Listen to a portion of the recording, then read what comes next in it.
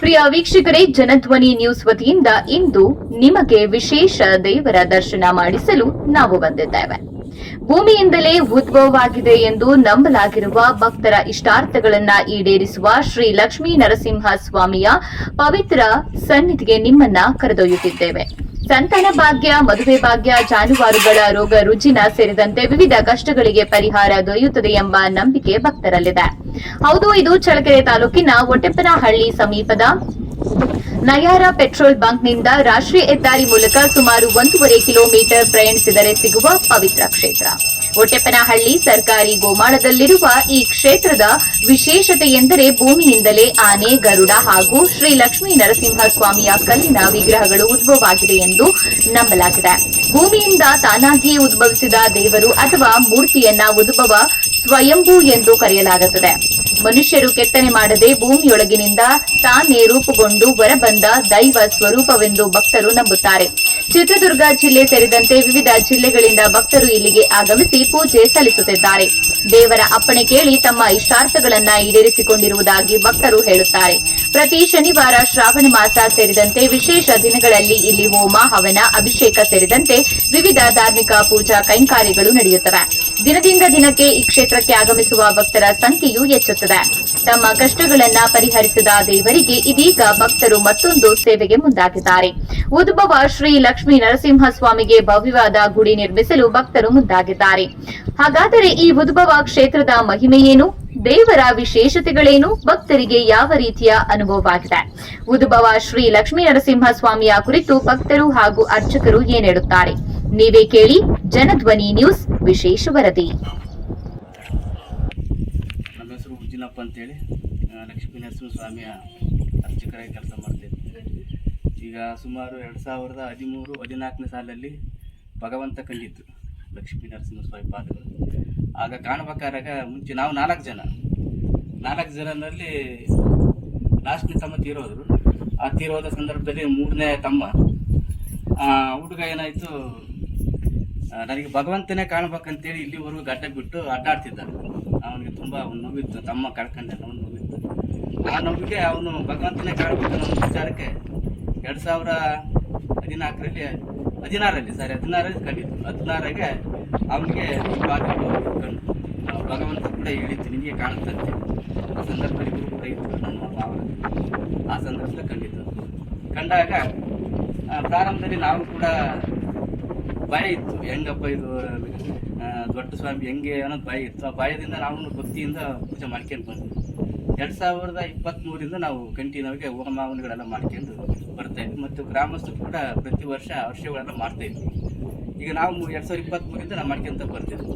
ಈಗ ವಿಶೇಷತೆ ಏನಂತಂದರೆ, ಈಗ ಪ್ರಾರಂಭದಲ್ಲಿ ಬಂದಂಥ ಪ್ರತಿಯೊಬ್ಬರಿಗೂ ಸ್ನಾನ ಹೇಳುತ್ತೆ, ಪ್ರಕೃತಿ ಸ್ನಾನ. ಸ್ನಾನಕ್ಕೆ ಏನು ಹೇಳುತ್ತಂದ್ರೆ ಗುಲಾಬಿ ಹೂವು, ಇವು ಮಾವಿನ ಎಲೆ, ಆಮೇಲೆ ಅರಳಿ ಎಲೆ, ಈ ಒಟ್ಟು ಪ್ರಕೃತಿ ಸಿಗಂತ ಅವರ ರೋಗಕ್ಕೆ ಮತ್ತು ಅವರವರ ಇದಕ್ಕೆ ಅನುಗುಣವಾಗಿ ಆ ಭಗವಂತ ಹೇಳುತ್ತೆ. ಅದು ಹೇಳಿದಾಗ, ಆ ಸ್ನಾನ ಮಾಡಿದಾಗ ಅವರಿಗೆ ಎಲ್ಲ ಗ್ರಹ ದೋಷಗಳು ದೂರ ಆಗುತ್ತೆ. ಆವಾಗ ಆರೋಗ್ಯ ತುಂಬ ಚೆನ್ನಾಗಿರುತ್ತೆ. ಅವಾಗ ಇಲ್ಲಿ ಬಂದಂಥ ಸ್ನಾನ ಮಾಡಿ ತಿರ್ಗಿ ನೆಕ್ಸ್ಟ್ ವಾರ ಬಂದಾಗ ತುಂಬ ಆರಾಮಾಗಿರ್ತಾರೆ. ಇಂಥದ್ದೊಂದು ವಿಶೇಷವಾಗಿ ಇಲ್ಲಿ ನೋಡಿಕೊಡ್ತಾ ಹೌದು, ಹೇಳಿಕೆನೂ ಹೇಳುತ್ತೆ.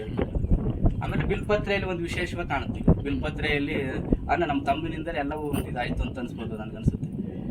ಬಿಲ್ಪತ್ರೆ ಕೂಡ ಇವಾಗ ಎಲ್ಲ ವಿಚಾರಗಳು ಏನೇ ಒಂದು ಪ್ರಶ್ನೆ ಕೇಳಿದರೆ ಪ್ರತಿಯೊಂದೂ ಒಂದು ವಿಚಾರ ಹೇಳುತ್ತೆ. ಅಂಥ ಒಂದು ಶಕ್ತಿ ಕೂಡ ಇಲ್ಲಿ ಕಾಣ್ತಾ ಇದೆ. ಆಮೇಲೆ ಸುತ್ತಮುತ್ತ ಹೊರ ಜಿಲ್ಲೆಯಿಂದಲೂ ಮತ್ತು ಸುತ್ತಮುತ್ತ ಗ್ರಾಮಗಳಿಂದಲೂ ಇಲ್ಲಿ ಆಗಮಿಸ್ತಾರೆ. ಎಲ್ಲರಿಗೂ ಒಳ್ಳೆಯದಾಗ್ತಾ ಇದೆ. ನಮ್ಮ ಸಂದೇಶ ಅಂದರೆ ನಾವು ಪೂಜಾರಪುರ ಅವರ ಅಣ್ಣವರು.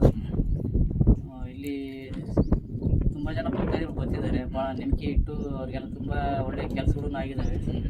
ಆರೋಗ್ಯದ್ದು ಮತ್ತು ಅವರು ಒಂದು ಜಮೀನು ಯಾವುದೋ ಒಂದು ಅವ್ರು ಏನೇನು ಬೇಕೋ ಅದೆಲ್ಲ ಪಾಪ ಕೇಳ್ಕೊಂತ ಒಳ್ಳೆ ರೀತಿ ಒಳ್ಳೇದಾಗ್ತಿದೆ. ತುಂಬ ಜನ ಬರ್ತಿದ್ದಾರೆ.